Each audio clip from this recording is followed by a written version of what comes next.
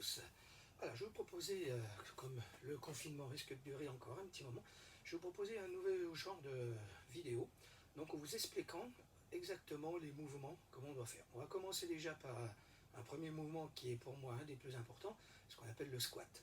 Voilà, le squat, c'est toute la partie du bas du corps, on travaille le dos aussi, on travaille le gainage, donc c'est vraiment un exercice qui est très important.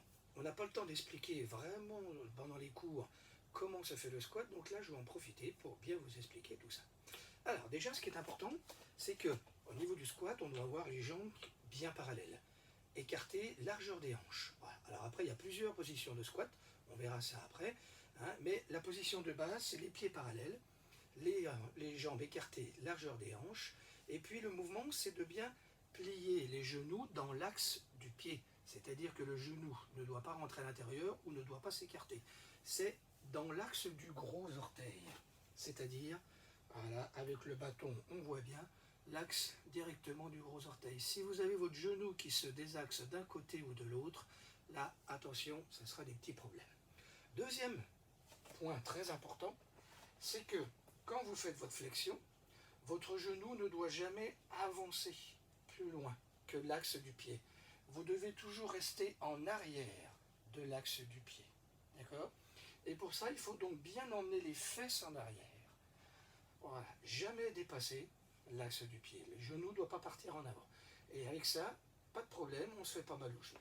Dernière chose, c'est la position du dos. Position du dos, mon dos doit être bien plat. Donc là, j'ai un bâton derrière aussi. Et quand j'emmène les fesses en arrière, mon dos est plat.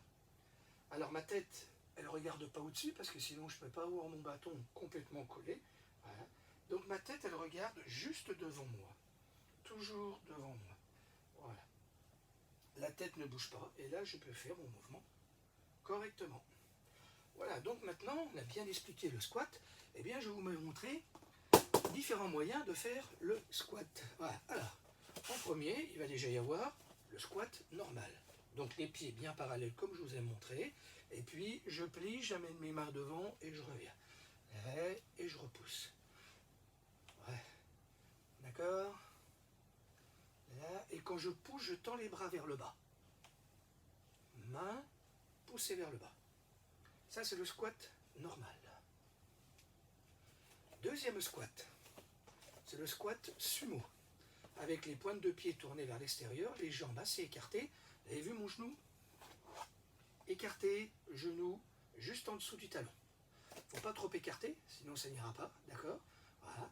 Pas trop serré non plus, sinon on revient. Donc on a, voilà, genou pareil, écarté. Et même chose, quand je vais plier, je ne dois pas dépasser l'aplomb du pied. Donc si mon pied n'est pas assez écarté, ben, je le récarte un petit peu plus. Et là, le squat sumo, ben, c'est la même chose. Plie, monte, plie, monte, plie, monte. Pour bien travailler les fessiers, j'emmène les fesses le plus loin possible en arrière. Vous avez vu mon genou ? Il n'avance pas. Il ne bouge pas, mon genou. Là. Et j'emmène. Voilà. Alors là, celui-ci, très bon pour les fessiers, l'intérieur des cuisses, le devant des cuisses. Après, on a le squat rebond. On peut le faire en position squat normale, en position squat sumo. Un petit rebond, je remonte. Un petit rebond, je remonte. Je peux aussi en faire deux. Donc squat, rebond. Après, il y a le squat stop. Squat, stop, par exemple 4 secondes, remonter. 1, 2, 3, 4, remonter.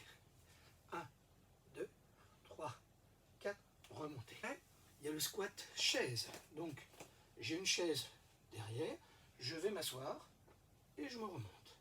Je vais m'asseoir et je me relève. Donc, je vais poser une chaise derrière et je me relève à chaque fois. Squat talon, c'est-à-dire je fais squat et talon, talon. Squat, talon, talon. On peut ajouter de la coordination, si j'ai envie. Et à chaque fois, retrouver bien ma position de pied posée, la même qu'au départ. À squat genou. Squat, genou, genou. Squat, genou, genou. Squat, genou. On va commencer à monter un petit peu le palpitant. Il y a le squat, sauter. Donc quand je pousse sur mes jambes, je tends mes bras vers le bas. Toujours pareil, pieds bien écartés. Voilà. Et celui-ci, là, il est bon pour les cuisses, mais il est surtout très très bon pour le palpitant. Après, on a le squat normal sauté. Et on a le squat sumo sauté. Ah, le squat lent. C'est-à-dire que je vais descendre, monter doucement. Descendre, monter doucement. Et quand je monte, je contracte mes fessiers. Hop, là, je contracte les fessiers. Là, et je tends les bras vers le bas. Pas trop rapide. Voilà. Avec tout ça, vous avez déjà 10 squats à faire. Alors, le squat, attention, c'est vous qui devez vous adapter, plutôt le mouvement qui doit s'adapter à vous. Suivant les mouvements que vous allez faire, si vous sentez une petite douleur, je ne le fais pas, et j'essaye justement de trouver le bon squat qui me correspond. Si j'ai des soucis de genoux, évitez les squats sautés pour justement les petits problèmes de genoux. Voilà, donc j'espère que cette petite vidéo vous aura bien plu, et puis je vais en faire après au fur et à mesure, avec du haut du corps, avec des abdos, avec du gainage, avec un petit peu de tout. Allez, eh bien bon entraînement.